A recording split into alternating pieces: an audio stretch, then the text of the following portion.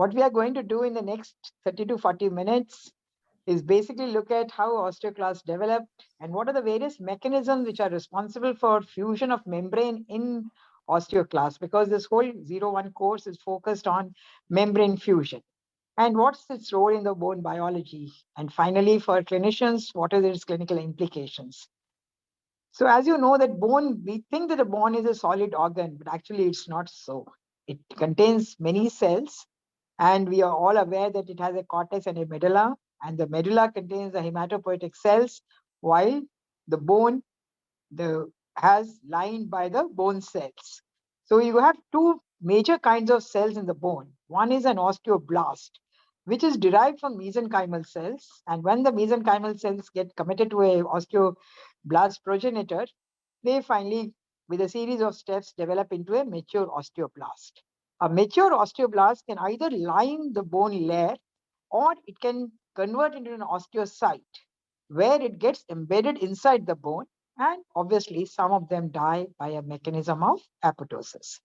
In contrast, if you look at the osteoclasts are derived from hematopoietic stem cells, and you have the hematopoietic stem cell gets differentiated into an osteoclast precursor cell, where it has capacity to form multiple colonies of this osteoclast precursors.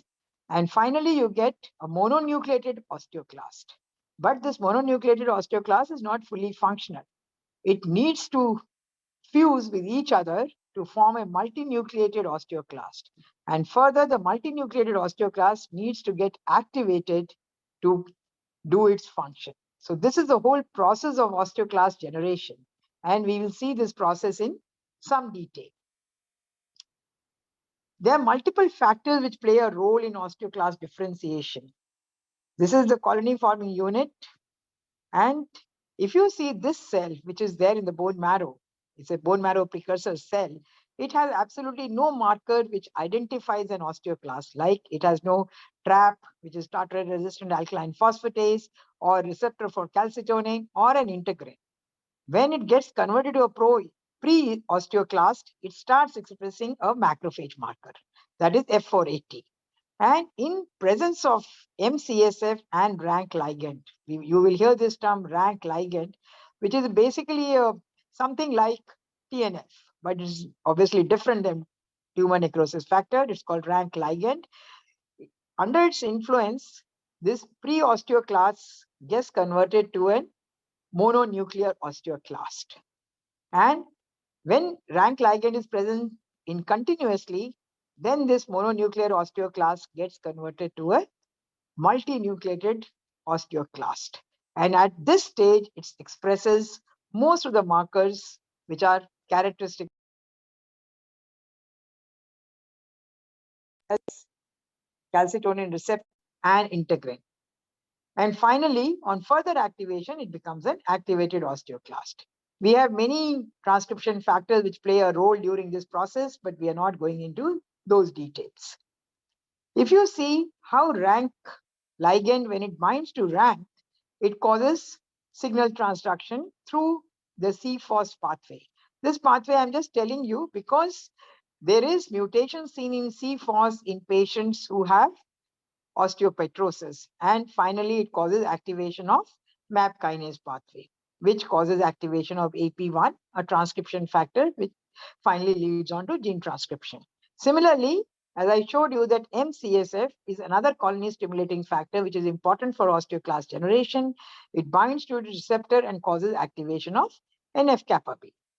And you have rank ligand can also activate TRAF pathway. And this TRAF pathway activates NF-ATC, that is nuclear factor of activation of T cells. And that can also be activated by calcium. And all these lead on to gene transcription and proteins, which finally make this cell as an osteoclast. So if you look at the osteoclast structure, this is the bone. The osteoclast almost sits on it as if covering the bone area. And it has this ruffled border. Because of this ruffled border, it can absolutely, it just holds on to the bone. And this is what we call as the basolateral membrane. The biology, this is important because you don't want this osteoclast to dissolve any other area except the bone where it is having a direct contact. And that is the only part of the bone which should get resolved, not the other areas of the bone. And as you've been told in the last 4 days, that cell fusion is a very important component of organ development. But it happens only in few cells. It doesn't happen in every cell. Like osteoclast is one of the cell which undergoes cell fusion. And as Amrit will tell you, that placenta is another area. Or you have formed fusion between sperm and ova to form a zygote. And there must be some other situations where you get cell fusion. Otherwise, in most situations, the cells generally stay a mononuclear cell. Or it can happen in a pathological situation, as we see Langerhans cells, which form in granulomas, where you have multinucleated giant cells. So a cell fusion should occur at a correct site. If it occurs at an incorrect site, you can have pathology. So in an osteoclast, it should happen only at the site where the bone resorption is going to happen. It should occur at the right time. It should not occur when the cell is in the pre-osteoclast stage, because at that time, we don't need a multinucleated cell. And if, as you will see during the course, that it's a highly regulated process. And that is why we are able to have this process occurring in osteoclast at the site where you need activated osteoclast to cause bone erosion. What it involves is basically that two cells have to get attracted to each other. They should recognize each other. And finally, you have to have cell-to-cell adhesion. And after the cells adhere to each other, the two membranes have to fuse. And as I said earlier, that under physiological conditions, the osteoclast fusion occurs only on the bone surface. While when we see patients with malignancy, you must have heard your relative or somebody has bone metastasis. Bone metastasis means that the bone is getting resorbed at multiple areas. So why does it happen? It happens because the cancer cells can also release pro-inflammatory cytokines, including RANK ligand. And RANK ligand, as I have shown you, is a very important trigger for formation of an activated osteoclast, which is a multinucleated cell. There are many transmembrane proteins which are important for cell fusion to form a multinucleated cell, including the osteoclast. Among them, CD47, SIRP alpha, or Syncytin-1. These are not very specific for osteoclast. They are also involved in macrophage multinucleation, like as you see when you see granulomas. While the dendritic cell specific transmembrane protein or osteoclast stimulatory transmembrane protein, which we call in short as DC stamp or OC stamp, these two molecules are very specific for osteoclast. They are expressed at the stage of pro-osteoclast. They are also induced by RANK ligand. And it's been shown that they are present only in the monocyte macrophage lineage, because that is the lineage from where the osteoclasts are derived. And these proteins are actually transmembrane proteins. We have heard of G protein coupled receptors or multiple other transmembrane proteins. And if you see that these two proteins actually have no amino acid homology between them, but their structure is pretty similar. And you see their structure that generally we have 7 transmembrane protein containing proteins, but this has only 6 transmembrane domains. And you have intracellular domain and extracellular domains. So this is a structure of OC stamp, and the DC stamp also has a pretty similar structure. And in this, both the N terminal and the C terminal lie in the cytoplasm. So if you do take a mouse and you remove this OC stamp, because that's an easier way to study what this molecule does. When you remove that, what has been seen is that if you see here, this is a knockout mouse and this is a wild type. And in the wild type mice, you can see this is an osteoclast which has been stained with trap stain. And these stars are the nuclei.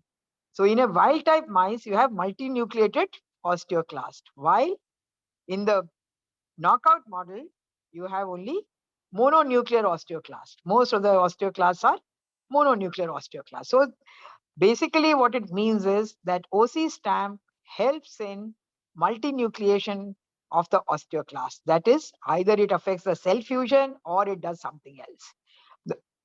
But the interesting thing is that despite that it does not cause multinucleation of the osteoclast, the skeletal CT, if you do, their bone density is fairly normal, though they have less of the total trap area. The amount of osteoclasts are less, but their bone density is absolutely normal.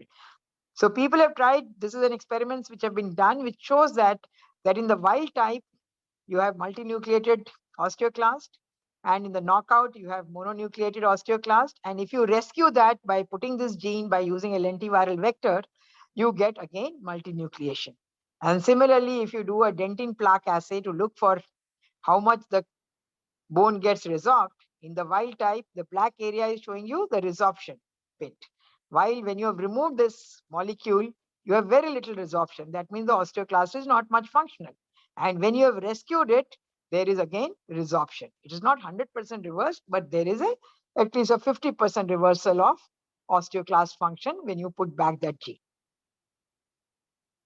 What they have also looked for is that there is no effect on the other osteoclast proteins, like the cathepsin or the trap protein or the carbonic anhydrase, which causes the chloride to be or hydrogen ion to be released to cause bone lysis. Those don't get affected. So it seems that this OC stamp somehow affects the membrane fusion and prevents multinucleation without affecting the amount of major osteoclast protein needed for causing bone lysis. Similarly, if you look at the DC stamp, which is another molecule which is very important for osteoclasts, there, if you remove that, there is at least threefold less resorption area as compared to wild type cell. But in this mouse model, there is also decrease in the bone density. There is increase in the bone density because you don't have resorption. So there is lot of increased bone. So there is almost a threefold increase in the trabecular bone.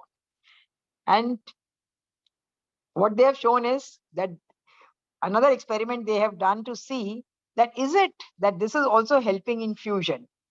But when you make cells which express DC stamp, the DC stamp and DC stamp don't come together and cause fusion. So there is no homologous fusion between this protein, which is a transmembrane protein. So it is not directly causing fusion of cells.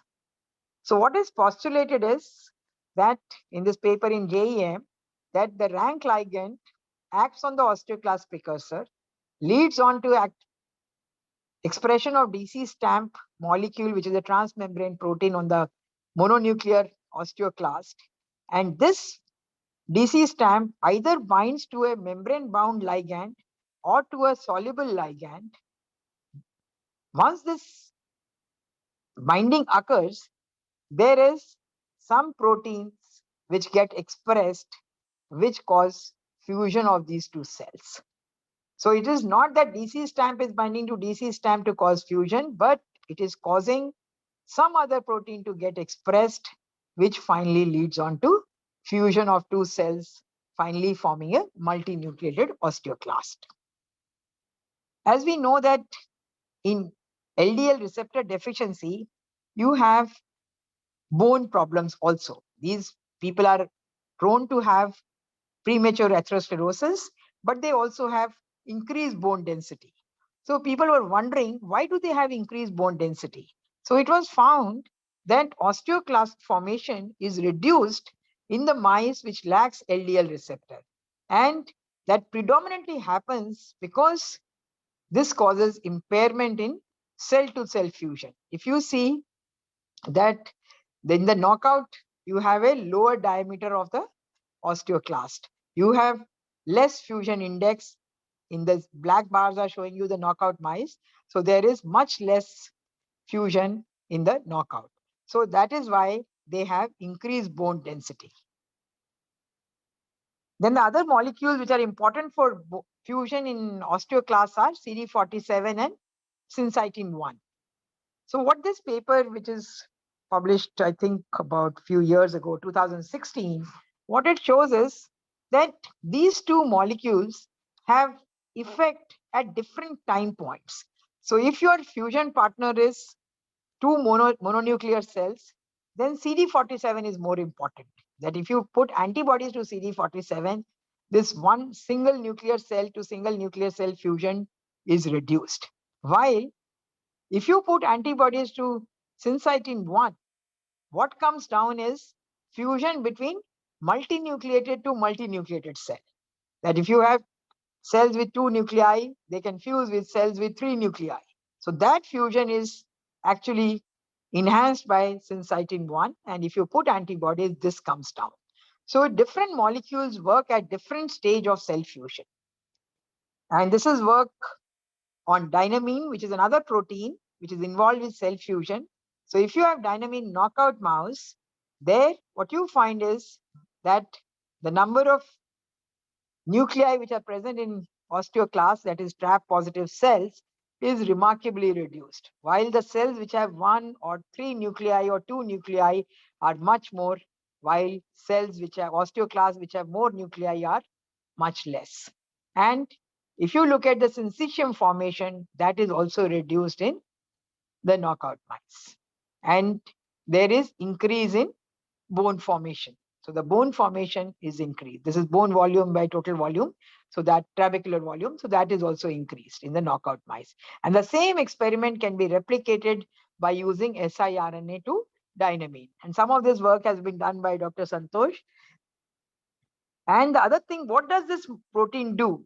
The Dynamin protein actually is involved in regulation of actin polymerization. Because we know when the two cells have to fuse, they have to come together. They have to move towards each other. And for that, we need the filaments in the cells to move. And actin is a very important filament which is needed for cell mobility. And so Dynamin basically regulates the active polymerization. And so this is a staining done with green color is Dynamin and red is actin. And you can see that there is fusion between these cells. The red and the green have come together. So this is paper which has been published by Dr. Santosh in JBC in 2018. I have only summarized the findings to make it simple for you to understand. And so what they have done is they have tried to understand how cell fusion occurs in osteoclasts. So they have taken two different population of cells, one which is labeled with green dye and one which is labeled with red dye. And obviously when these two cells will fuse, you will get a yellow fluorescence. And that will tell you that the membrane has merged together and there has been a syncytia formation. So in a series of experiments, by blocking each one of these proteins separately, what they have shown is that the phosphatidylserine is present on the outer membrane of the cell, and you have this Syncytin-1 here. When you have DC stamp gets expressed, as I showed you that rank ligand causes increased expression of DC stamp, that causes increased exposure of phosphatidylserine. So now you have phosphatidylserine which is present on both the membrane side layers. And the Syncytin-1 causes this membrane bridging between the two cells. And once this bridging occurs, you have two accessory proteins, that is annexin A5 and S100A4 protein, which will cause these cells to come together much closer to each other. And then finally, you have the cell fusion. So this is what is believed to be the mechanism of membrane fusion in the osteoclasts. So there are many players, many proteins are involved. Of them, the DC stamp, the OC stamp, the syncytin, annexin 5, and your LDL receptor plays a role. The osteocyte, which is we used to believe is a dead cell, actually is not a dead cell. It also has the dendrites. And these osteocytes, they actually measure or sense the pressure on the bone. And once these cells get stressed, they also produce rank ligand. And once they produce rank ligand, they also activate the osteoclast and can help sometime in cell fusion and activation of osteoclast, thus leading on to repair at the areas where you have lot of stress on the bone. So membrane fusion in osteoclast, people have done lots of experiments to figure out that what is the preference, which osteoclast will fuse with which other osteoclast. So it's been shown that in pre-osteoclast, you generally have no fusion. Generally, there has to be heterogeneity, that it is more likely that a mononuclear osteoclast will fuse with a multinuclear osteoclast rather than a mononuclear osteoclast fusing with a mononuclear osteoclast. And if there is no heterogeneity, then there is no fusion. Second, that generally one cell is immobile, the other cell is mobile. Then the fusion is better. If both cells are mobile, the fusion is less. Then if the cell is on a collagen matrix or on a mineral matrix, if it is on a collagen matrix, the fusion is more, while on a mineral matrix, the fusion is less. Then mononuclear cells versus multinucleated cells. The mononuclear cells have much more fusion than multinucleated cells.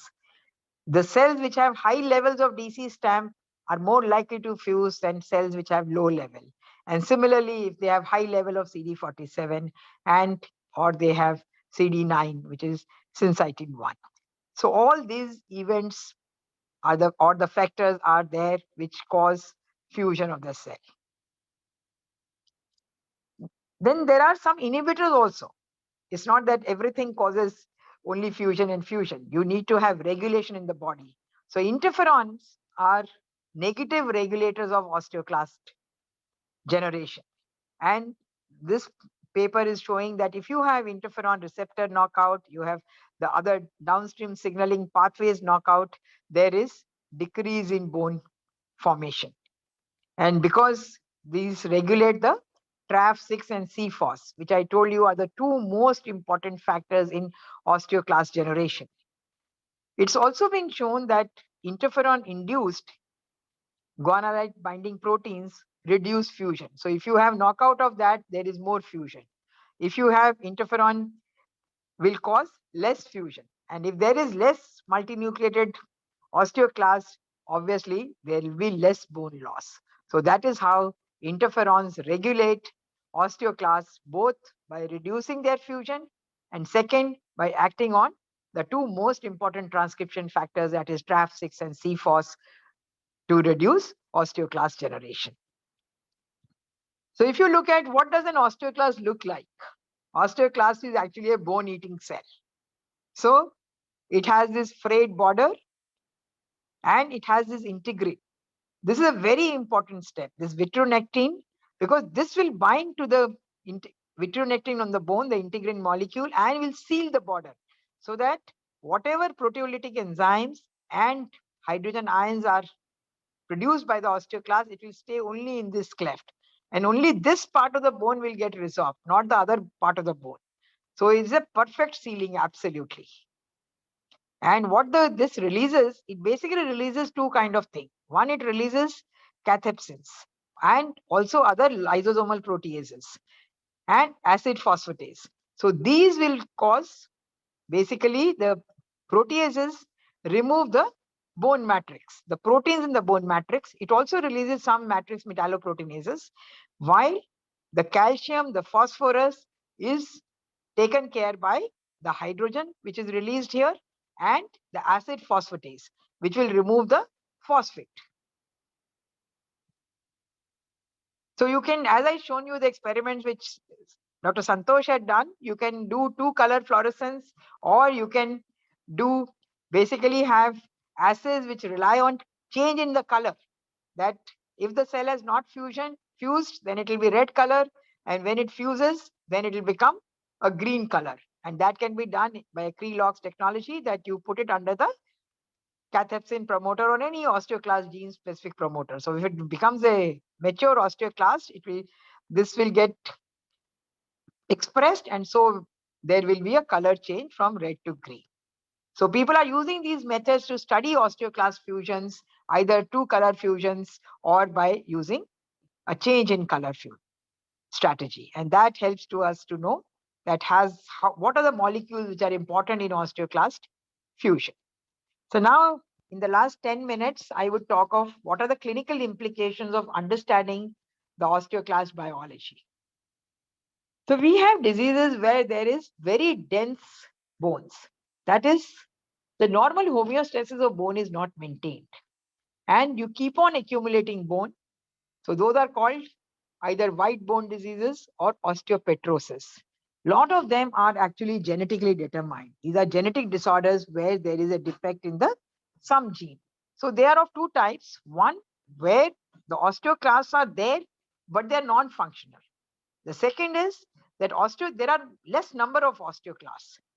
So if you see the ones which cause osteoclast poor osteopetrosis, there either the defect is in the RANK ligand, that is the gene which goes for RANK ligand is mutated, or the gene for RANK is mutated, or there is a defect in the MCSF gene.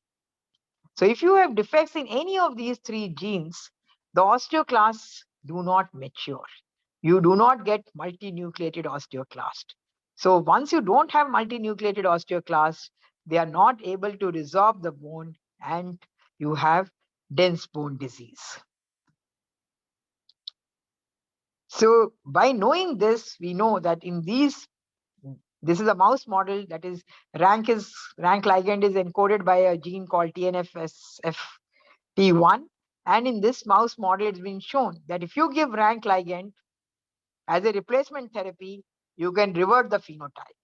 Or can you transplant osteoclast precursors in these normal osteoclast precursors?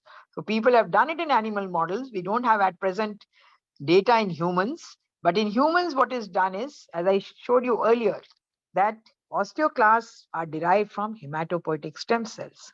So if you do a hematopoietic stem cell transplant, you will correct the gene defect and the bone defect also gets corrected.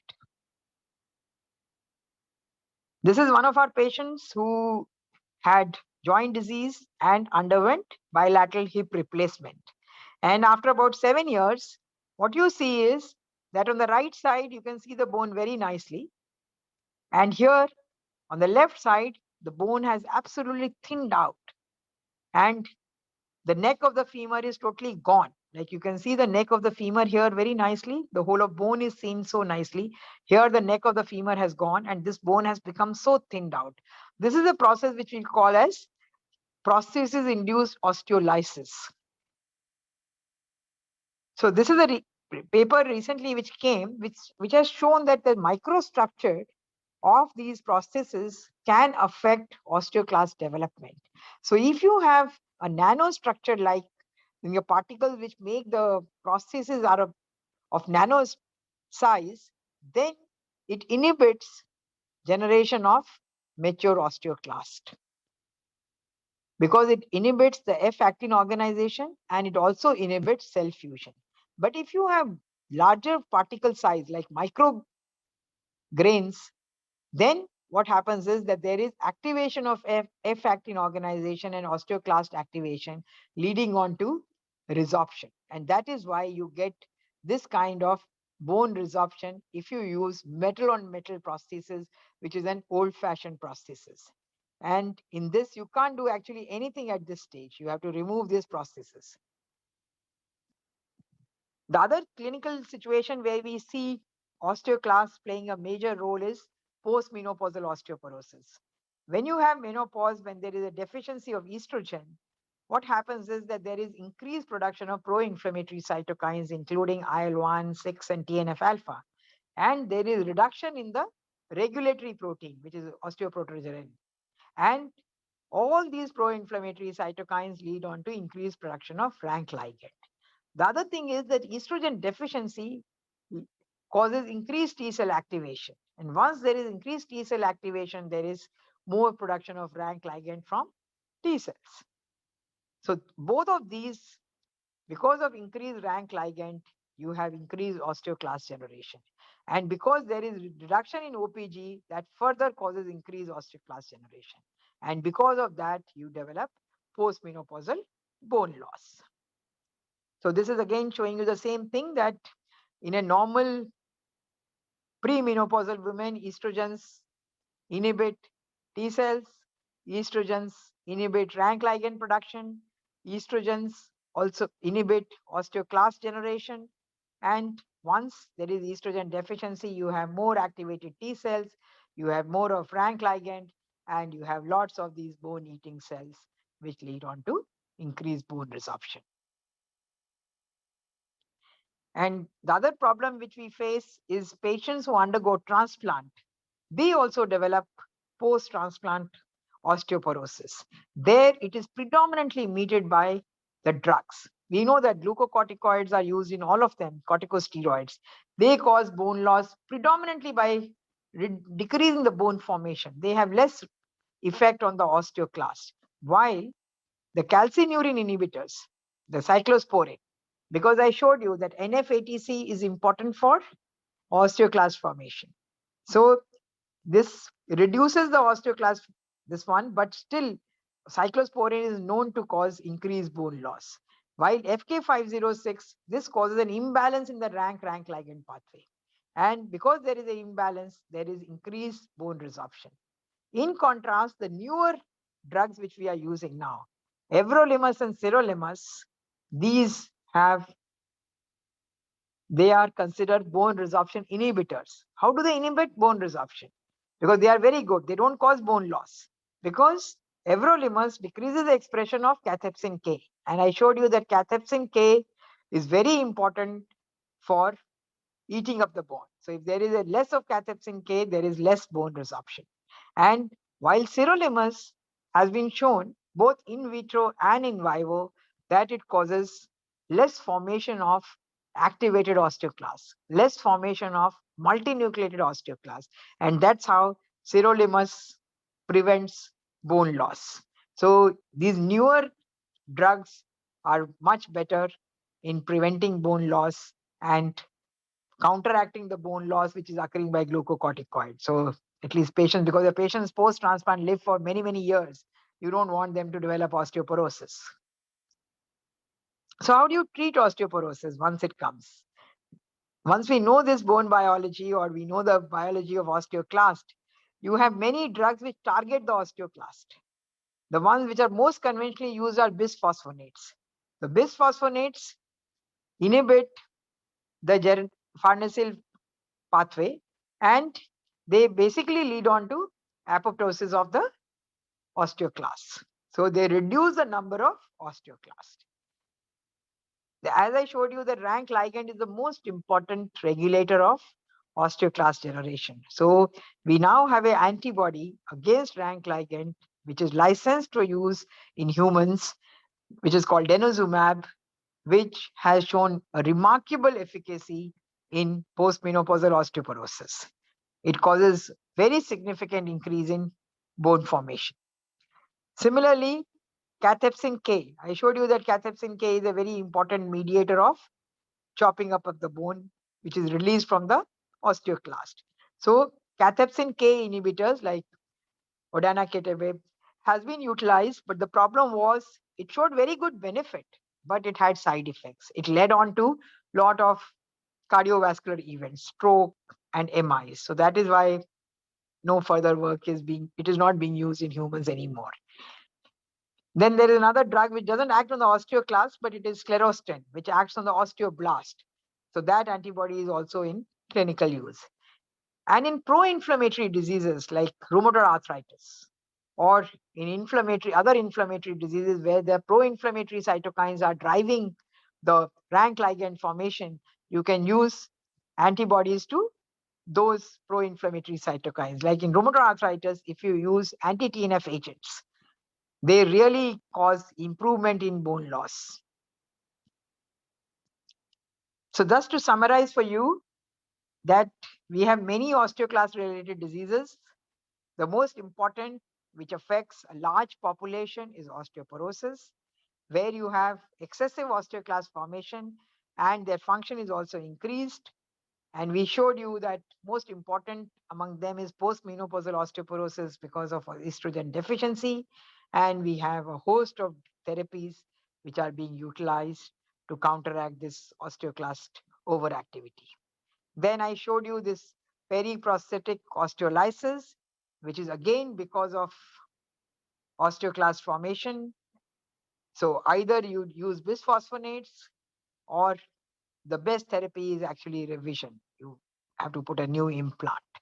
In rheumatoid arthritis, because of lot of pro-inflammatory cytokines, you have osteoclast activation.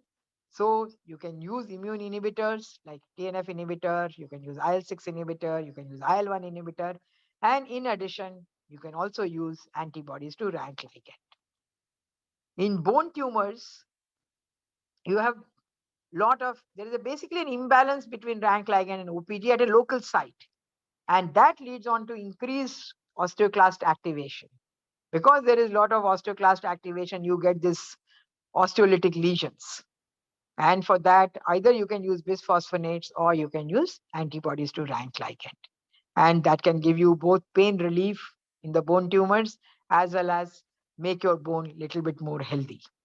Then we have another disease which we call as Paget's disease. I showed you osteopetrosis, which occurs because of genetic mutations. Paget's disease is a disease which occurs in older people, in adults, where there is basically a high amount of rank ligand expression. The exact mechanism by which it happens is not known, but they have a very high levels of rank ligand, which leads on to a lot of osteoclast formation. And because there is a lot of osteoclast formation, that causes a lot of bone formation also. Because as we know that in a normal bone, first the osteoclast chops up the bone and then the osteoblast fills up the bone. So this cycle of bone forming unit keeps on happening. So, so in Paget's disease, you will have areas where the bone is being eaten up and the areas where the bone is being formed. And for that, nowadays, therapy is to use antibodies to rank ligand. And that has shown a very good success in patients with Paget's disease. So thus, if you have any questions, I can take up.